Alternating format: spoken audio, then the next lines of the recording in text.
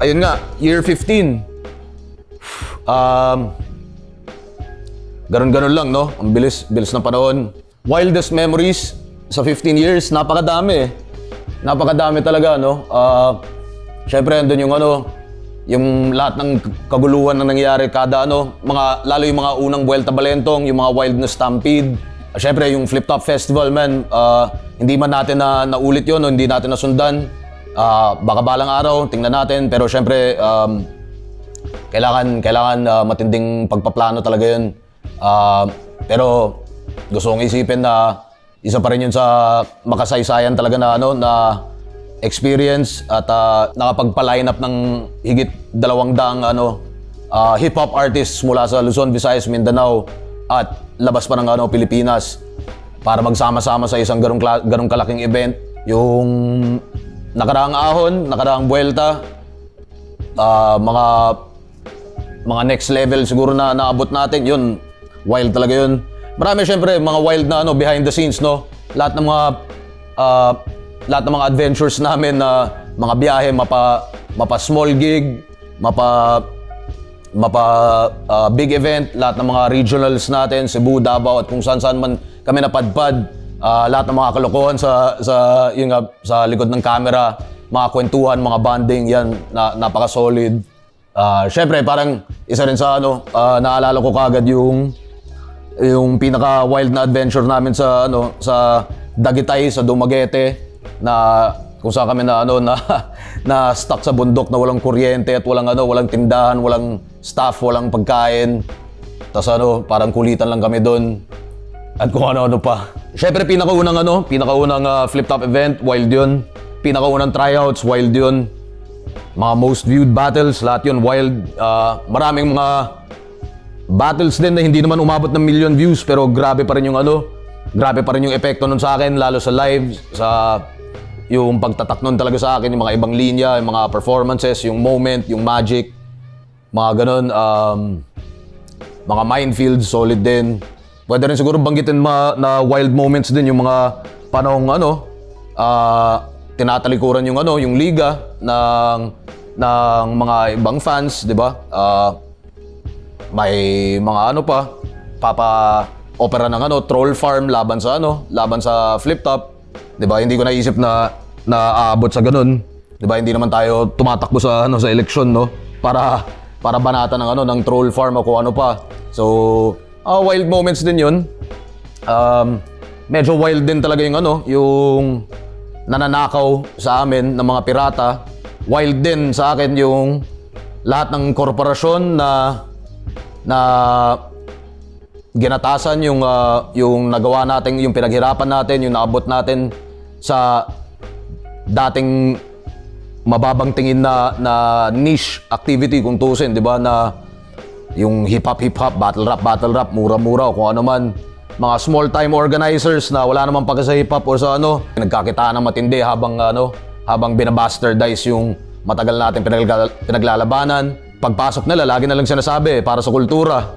Tapos nawawala rin naman. Habang yun nga, may mga kabanata tayo na tayo naman yung kinay-question.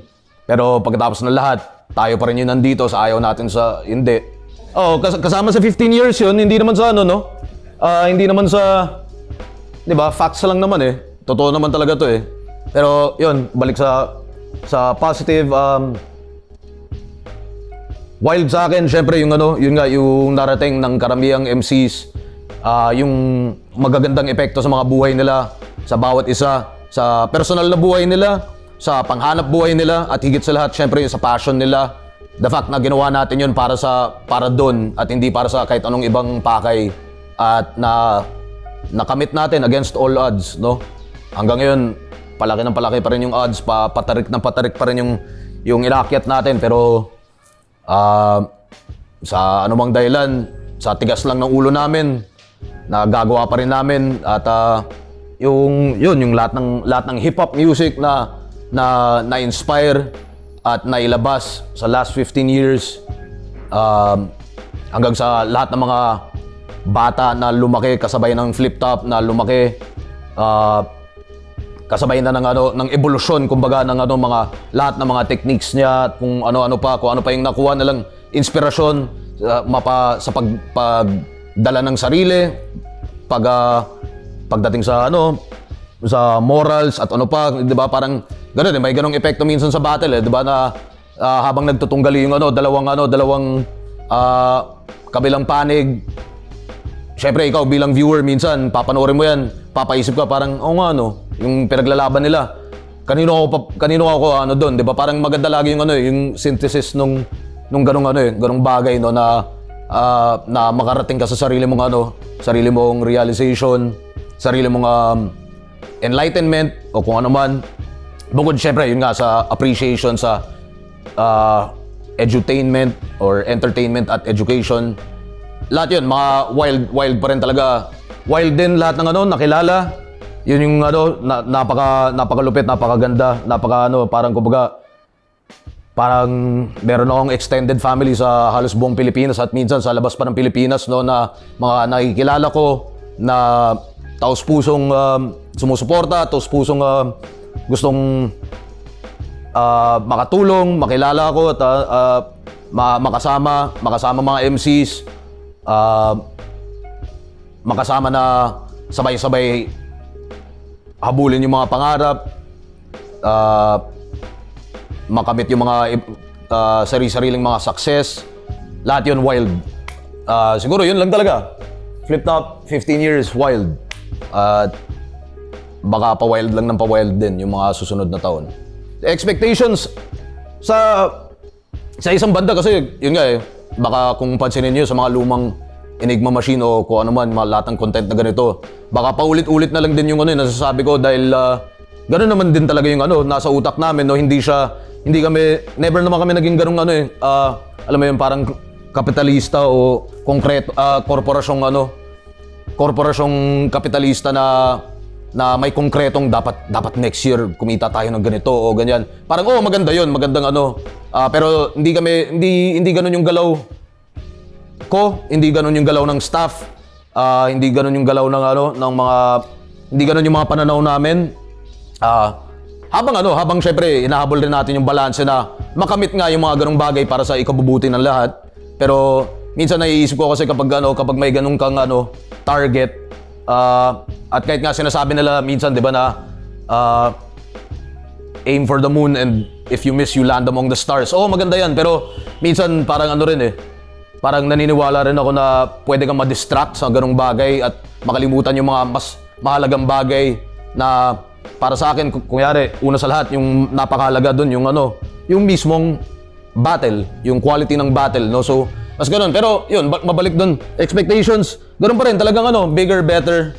Ganun lang palagi. Lahat ng di ba? Parang, dati kung ano-ano lang iniinom ko. Ngayon, may beer na. Baka susunod, di ba? May ibang pa. Magawa. Biglang may ganito, ayoko na makapakan pero 'di ba andyan siya. Tapos puro ganoon, puro maliliit lang na kaya natin gawin at paghihirapan natin lahat at lalo syempre kasama yung all-star team na Flip Top staff. At syempre lahat ng mga MCs, yung buong roster ng liga na tuloy-tuloy pa rin na tinutulak yung evolusyon ng lyricismo, ng battle rap, ng entertainment habang tayo tinatapatan natin, binibigyan natin ng hustisya sa improved production value at lahat ng pwedeng gawin, 'di ba? Yun, ganoon lang talaga yung expectation sa wild lang, pa-wild ng pa-wild. Syempre baka kumbaga naniniwala rin ako sa ganun sa Murphy's Law ba na kumbaga kasama na rin sa expectations yung mga posibleng sablay, posibleng maging aberya na kailangan paghandaan, no? Hindi na bago 'yon at lalong-lalo 'di ba? 'Yun nga parang kung may talagang may matinding mangyari, may malalang mangyari, kailangan paghandaan yung mga ganung bagay at kahit 'yun inuunti-unti rin. Hindi pwedeng mag-dwell masyado sa ganung bagay, pero unti-unti mong buuin yung plano para sa mga ganung bagay para kapag dumating dumating yung araw, hindi kasing tindi yung problema ng ganun, no? Expectation sa roster, man, ito, yan, ibang usapan yan. Dahil kita nyo naman nung nakaraang taon, napakaraming daming pumasok na tingin namin deserving talaga na makilala nyo, masuportahan nyo. Tingin ko marami pa rin susunod sa mga yan na syempre hindi lang natin ma-accommodate lahat at baka minsan hindi nyo rin papanahon. Pero para sa mga magpupursige pa rin, yun, sana magkakilala tayo. Abangan rin natin yung mga yan. Pero sa ngayong taon, syempre malaking bagay yung paano mo sila maipapasok unti-unti ng na maging efficient yung development nila bilang talent, bilang Pero syempre, limitado pa rin lagi yung resources natin. Hindi naman pwedeng kung pwede lang naman talaga, 'di ba? Kung may resources tayo na every week may ganun, parang may minor battles na na hindi pagsasawaan ng mga tao, hindi nagiging sayang yung pagod nating lahat, hindi nagiging hindi na-saturate yung interest ng mga tao. Hindi na-saturate yung talent, yung skills, yung mga style. Malaking bagay yun na kailangan talagang balansehin. Tingin ko naman sa mga nakaraang event, nakaraang lineup, bukod lang siguro sa ahon dahil hindi na talaga nagkasya, no? Pero kung pansinin nyo yung mga nakaraang lineup, lagi tayong may sasalin na tingin namin parang deserve na niya na makuha yung next step na yun, makaapak sa big stage kung tawagin. Pero syempre kung mga solid fans, kung sobrang dami nyo talaga na kahit yun nga, yung mga minor battles, kung masuportahan nyo at ma-justify natin yung mga yung hirap at pagod ng bawat isa, bakit hindi? 'Di ba na yun nga, kung umabot tayo sa sa weekly battles na tipong 2-3 battles per weekend na lahat yung mga yun magagaling talaga at deserving, bakit hindi? Kung eto na yung taon na magkaroon kami ng sarili naming establishmento na pwede kami magpa-event, pwede rin kami magpa-venue sa mga ibang battle leagues, sa mga amateur leagues. Bakit hindi? Sana magawa natin yan. Yung 1 minutes, tingin ko hindi siguro dadagdag, pero as much as possible, hindi natin hahayaan yun. Process of illumination, kung pansinin nyo, yun nga, halos every 2 years talaga siya. So, sa mga bagong pasok dyan, yun nga, hintayin nyo yung panahon nyo.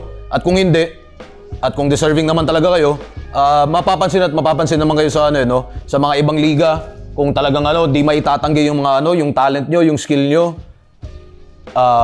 Hindi naman imposibleng rumekta kagad sa 1 minutes o kung ano man, 'di ba? Hindi naman tayo rigid o hindi naman tayo sobrang stricto sa mga ganung bagay. Kaya 'yan yung mga expectations sa new generation. Syempre sa new generation dapat tuloy-tuloy pa rin. Talagang sagarin nyo yung limitasyon ng ng art. Sagarin nyo ng sagarin. Pa-evolve pa. Enjoy nyo, syempre, focus, enjoy, do your homework. Ano pa ba masasabi ko? Salamat sa lahat ng support ng Tunay Live Online. Pati na rin sa lahat ng hindi tunay na sumuporta at lahat na rin ng mga batikos. Salamat pa rin. Kahit naman anong gawin nyo, dito pa rin kami. Eto na tayo, year 15. Medyo, syempre, parang every year, every event naman, every month, hinahanapan ng paraan paano daigin yung yung nakaraan. Habang tumatagal, syempre, pahirap yun. Sana magawa namin yun. Sana maabot pa rin natin. Sana mabigyan ng hustisya. Sana mabigyan pa rin namin kayo ng malulupit na laban, entertainment, at higit sa lahat, inspirasyon para sa battle rap, sa literatura, sa kahit anong pagsusulat at suporta sa Filipino hip-hop, Filipino music. At yun. Tingnan natin kung paano natin dadaigin tong mga nakaraang taon, lalo yung last year na medyo mahirap talaga talunan yung mga ganong klaseng event, no? Pero sana habang tumatagal, yun nga, pihit lang ng pihit, tasa lang ng tasa, at gumanda ng gumanda yung takbo. Lahat ng operasyon, lahat ng events, lahat kung anong pwedeng pagandahin pa, sana magawa natin yun, at sana ma-enjoy nyo lahat, at sana kasama pa rin namin kayo sa sa, ewan ko ba, susunod na 15 years ulit. Kung kailan man, yun.